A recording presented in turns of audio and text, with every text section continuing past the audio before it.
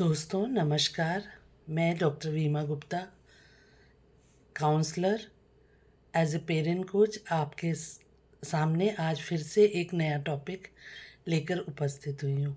तो दोस्तों, जैसे कि मेरे वीडियोस पे कमेंट में कई पेरेंट्स मुझसे कुछ जानकारियाँ चाह रहे हैं, कुछ अपने कन्फ्यूज़न्स दूर करना चाह रहे हैं, नए नए टॉपिक्स पे वीडियो चाह रहे हैं। तो एक करंट या कहना चाहिए कि ये एक जनरल टॉपिक जो पेरेंट्स अक्सर जिससे कि गुज़रते हैं, जिसको फेस करना चाहते हैं। जैसे दोस्तों, बच्चों के टैंट्रम हैंडलिंग। टैंट्रम क्या है? बच्चे की जिद, गुस्सा, इससे हम सभी पेरेंट्स गुज़रते हैं।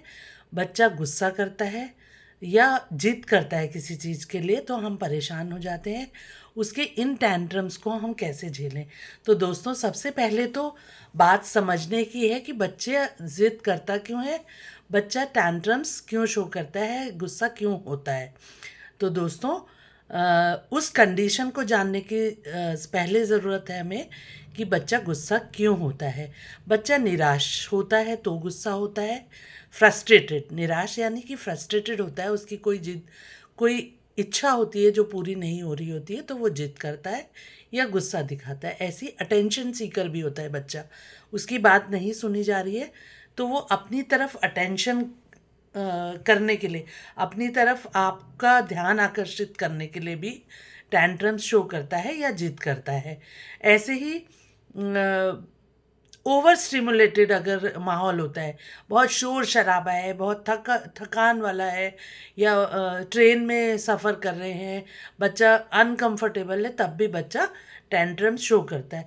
या फिर नीड ऑफ फ्रीडम, वो आज़ाद रहना चाहता है, उसको आप सेफ रखने के लिए पकड़ना चाहते हैं, पास में बैठाना चाहते हैं, लेकिन वो फ्री रहना चाहता है, तब भी वो टैंट्रम्स शो करता है। और थका हुआ होता है तब भी वो टैंट्रम शो करता है। अगर थका हुआ बच्चा होगा तो वो फिज़िकल टायर्डनेस होगी उसमें, तो वो तब भी टैंट्रम शो करेगा, ज़िद करेगा, आपके हिसाब से व्यवहार नहीं करेगा। तो दोस्तों, ऐसे में पेरेंट्स को करने की क्या ज़रूरत होती है? क्या हम ऐसे स्टेप्स उठाएं कि उन टैंट्रम्स को हम आसानी से हैंडल कर सकें या पॉजिटिव तरफ ले जा पाएँ। तो सबसे पहले दोस्तों, जब बच्चा ज़िद कर रहा है तो आपको भी ज़िद करके, या वो गुस्सा हो रहा है तो आपको गुस्से से उसको हैंडल नहीं करना है, बल्कि शांति से, स्टे काम, शांत रहें। जैसे वो चिल्ला रहा है या जैसे वो गुस्सा, नाराज़गी शो कर रहा है, ऐसी नाराज़गी शो ना करें। मतलब उस पे गुस्सा, गुस्से के बदले गुस्सा ना थोपें, बल्कि उसकी बातों को ध्यान से सुने, उसकी तरफ शांत रह के सुने उसकी बात। तो इससे उसको ये लगता है कि अगर आप गुस्सा करते हैं, डांटते हैं, तो बच्चा और तेज़ चिल्लाता है। अगर आप चिल्ला के बोलेंगे तो बच्चा और तेज़ चिल्लाता है, वो टैंट्रम्स ख़त्म नहीं होते। तो आप जब शांत रहते हैं तो बच्चे को लगता है कि मेरे चिल्लाने का असर नहीं हो रहा है और वो शांत है। तो एक दो फायदे होते हैं दोस्तों इससे। एक तो वो शांत रहना सीखता है कि मेरे एग्रेसिव होने पे भी पेरेंट शांत है या मेरे आसपास का माहौल शांत है, उन्हें कोई फ़र्क नहीं पड़ रहा है, वो एज इट इज़ है। तो इससे भी बच्चे को शांत, क्योंकि वो अपनी ज़िद पूरी करवाने के लिए गुस्सा कर रहा है, लेकिन आप जब शांत रहते हैं और थोड़ी देर बाद उसे समझाते हैं तो वो शांत रहना भी सीखता है। ऐसी एक्नॉलेज हिज फीलिंग्स, बच्चे की फीलिंग्स पर ध्यान दें। केवल जब वो टैंट्रम शो कर रहा है तभी नहीं, बल्कि हमेशा जब वो नॉर्मल है, गुस्सा नहीं है, अपनी कोई नॉर्मल बात भी कर रहा है, तब भी आपको उसकी बातों को ध्यान से सुनना चाहिए। केवल चीखने चिल्लाने पर आप अगर उसकी तरफ ध्यान केंद्रित करेंगे तो उसे लगेगा कि केवल मेरे को अपनी तरफ ध्यान अट्रैक्ट अगर पेरेंट्स का करना है तो मुझे टैंट्रम्स दिखाने हैं, चीखना चिल्लाना है या गुस्सा करना है। ऐसी सेट बाउंड्रीज, एक बाउंड्रीज बनाए कि बच्चा डिसिप्लिन में रहे, गुस्सा करे, चिल्लाए, चीखे, तो उस समय उसकी वो ज़िद पूरी ना करे, क्योंकि बच्चा चिल्लाता चीखता है इसीलिए कि ज़िद पूरी करवाना चाहता है। अगर आपने उसकी ज़िद पूरी कर दी, वो बाउंड्रीज सेट नहीं करी उसके लिए कि आपके चिल्लाने पर ही हम आपको कुछ देते हैं या आपकी बात सुनते हैं, ऐसा लगने लगेगा बच्चे को, तो वो बाउंड्रीज उसको समझ नहीं आएंगी। उसको लगेगा कि चीखने चिल्लाने से मेरी ज़रूरतें पूरी हो जाती। तो आपको कब उसकी बात सुननी है, इसके लिए बाउंड्री सेट करनी पड़ेगी कि ये नहीं कि जब भी वो चीख रहा चिल्ला रहा है हर बार उसकी बात सुनी जा रही है। जैसे अगर उसको फिजिकल प्रॉब्लम है कुछ और वो चीख चिल्ला रहा है, तो उस बात का सोल्यूशन निकालेंगे, ना कि चीख चिल्ला के उसकी बात को दबाएंगे। या फिर आपने वो कि मैंने सेट बाउंड्रीज करी कि मुझे बात सुननी नहीं है, ये चीज़ नहीं होनी चाहिए। क्योंकि अगर फिजिकल प्रॉब्लम है तो बड़े से बड़ा भी गुस्सा होएगा, चीखेगा, चिल्लाएगा। तो ये आपको ध्यान। और डोंट गिव इन, हर बार उसकी बात ना सुने। हर बार अगर उसकी बात को सुनेंगे, मतलब बात सुननी है लेकिन बात को सुनकर उसके अकॉर्डिंग बिहेव करना।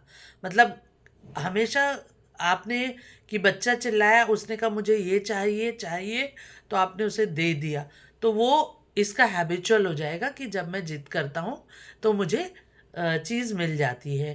तो दोस्तों, उसको हमेशा उसकी जो गुस्से के बाद जो ज़रूरत या चीखना चिल्लाना जिस के लिए वो जिद कर रहा है, उसे पूरी ना करे, बल्कि एक काम कर सकते हैं, रीडायरेक्ट द अटेंशन।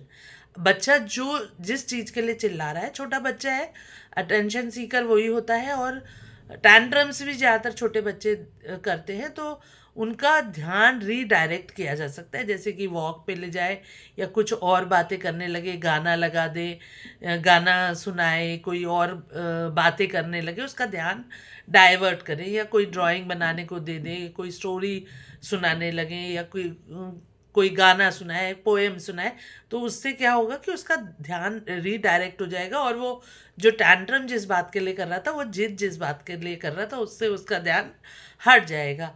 और यूज़ टाइम इन मतलब कि समय पे एक समय तक उसकी जिद पूरी नहीं करनी है, उसको शांत रह के हैंडल करना है। लेकिन उस समय के बाद उसको उसकी बातों को शांति से सुनना है और उसको सॉल्यूशन भी उसे देना है। ऐसी इसका मतलब ये हुआ कि टीच लेटर। उस समय तो उसे यूज टाइम इन, जो मैं कह रही हूँ कि आपको समय देना है, उस समय उसकी तुरंत से इच्छा पूरी नहीं करनी है, बल्कि टीच लेटर, उसे शांत रह के थोड़ी देर बाद बताना है कि बेटा, जब तुम जिद कर रहे थे, चीख चिल्ला रहे थे, तो उसका कोई फायदा नहीं है। केवल आप मुझे बता सकते हो कि आपको क्या चाहिए, या चीखने चिल्लाने के बजाय आप अपने डिज़ायर को, आप अपने नीड को मुझे आराम से बोल सकते हो, शांत रह के बोल सकते हो। क्योंकि जब बच्चा टैंट्रम्स शो कर रहा है, जब बच्चा गुस्सा दिखा रहा है, जब बच्चा जिद कर रहा है, अगर आप उससे जिद करेंगे, आप उसे मारेंगे तोड़ेंगे, तो वो उतना ही चिल्लाएगा और उसका ये बिहेवियर पैटर्न बन जाएगा। तो इस बिहेवियर पैटर्न को ब्रेक करना है। एक अच्छे बच्चे, एक समझदार बच्चे में जो टैंट्रम शो नहीं करता है, जिद्दी नहीं बनता है, गुस्सैल नहीं बनता है, उसके लिए आपका शांत रहना बहुत ज़रूरी होता है। ऐसी प्रेज गुड बिहेवियर, जब वो अच्छा बिहेवियर करता है, जब वो टैंट्रम शो नहीं कर रहा है, तो दोस्तों उस समय उसके बिहेवियर का, जब उसने जिद नहीं करी, जिद करे बिना कोई बात अपनी कही, तो उस बिहेवियर की उसको तारीफ भी करनी है आपको। तब वो टैंट्रम धीरे धीरे उसको समझ आ जाता है कि मेरे जिद करने से, मेरे गुस्सा करने से, मेरे टैंट्रम शो करने से, मेरी जो टैंट्रम्स मैं जिस कारण से कर रहा हूँ वो कारण की पूर्ति नहीं होगी, बल्कि अगर मैं शांत रहूँगा तो मेरे उन नीड्स की पूर्ति होगी, चिल्ला के चीख के नहीं। उससे क्या होगा कि बच्चे का बिहेवियर भी एक सटल बिहेवियर बनेगा, वो आगे चलकर शांत समझदार इंसान में परिवर्तित होगा। तो दोस्तों, क्या मेथड होता है, क्या टेक्निक्स हैं टैंट्रम्स को कम करने की। जैसे कि रूटीन चेंज करना, बच्चे का रूटीन भी चेंज कर सकते हैं आप। अगर पर्टिकुलर किसी रूटीन की वजह से, सपोज करिए कि वो बहुत ज़्यादा आप उसको लिखने पढ़ने बैठा दे रहे हैं, गेम्स नहीं करा रहे हैं, या वो जो उसके इंटरेस्ट की चीज़ है वो नहीं करा रहे, तब भी बच्चा टैंट्रम शो करता है, इरिटेट हो जाता है। उसे लिखना नहीं है उस टाइम, तो उसका रूटीन चेंज कर दीजिए। अगर उसे उस टाइम लिखना नहीं है, लिखने का काम नहीं करना है, तो उसे कुछ और स्टोरीज सुनाइए, थोड़ी देर में फिर से वापस उस अपने लिखने वाले रूटीन में ले आइए। तो इस तरह से जब हम रूटीन चेंज करते हैं तो भी बच्चे का टैंट्रम्स जो शो करता है वो कम हो जाते हैं।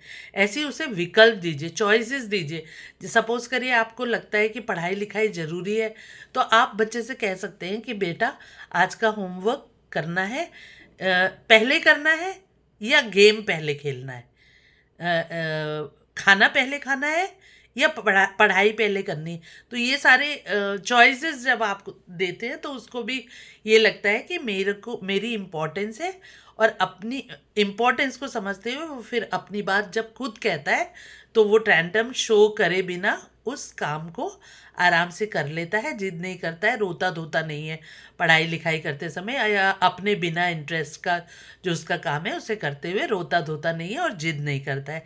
ऐसे ही सफिशिएंट तीसरा टेक्निक जो है, पहला टेक्निक क्या था कि रूटीन चेंज करें, दूसरा था कि विकल्प दें उसे चॉइसेस दें, और तीसरा है कि सफिशिएंट स्लीप।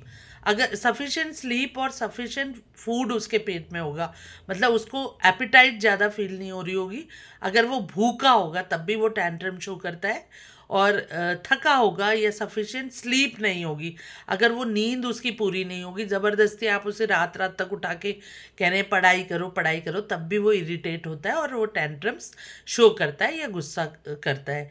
और सिर्फ गुस्से के समय नहीं, बल्कि हमेशा, जो चौथी टेक्निक मैं बता रही हूँ, केवल गुस्से के समय जब बच्चा टैंट्रम शो कर रहा है, केवल उस समय नहीं दोस्तों, बल्कि हमेशा बच्चे का ध्यान, जब वो बात कर रहा है, कम्युनिकेट कर रहा है, तो आपको उसकी बातों को ध्यान से सुनना है, क्योंकि उसे भी लगना चाहिए वो कि मेरी भी वैल्यू है, मेरी भी इम्पोर्टेंस है। तो जब आप उसकी बातें ध्यान से सुनते हैं तो देखिएगा, जनरली बच्चे जब आप बात कर रहे होते हैं, चार जने बैठ के या बड़े लोग बैठ के बात कर रहे हैं, तो वो अटेंशन सीख करने के लिए अपने चिल्ला के बोलना, कुछ तोड़ फोड़ करना, कुछ बजाना, ये सब करता है। तो दोस्तों इसलिए हमेशा उसकी बातों को वैल्यू करिए, उसे समझाइए कि कब बात कैसे, शांति से रह के, उस समय जब गुस्सा कर रहा है उस समय नहीं, बल्कि शांति से लेटर टाइम में उसको, उसके बाद उसको समझाइए कि टैंट्रम शो करने की से नहीं, बल्कि हमेशा उसकी बात को ध्यान से सुनेंगे तो बच्चा टैंट्रम्स शो करना बंद कर देगा या नहीं करेगा, एक समझदार बच्चे में वो कन्वर्ट होगा। तो दोस्तों टैंट्रम्स हैं क्या? टैंट्रम्स गुस्सा या जिद नहीं है, बल्कि वो कम्युनिकेशन का एक तरीका है। टैंट्रम्स कोई गलत बिहेवियर नहीं है, वो कम्युनिकेशन है, कम्युनिकेशन करने का तरीका है।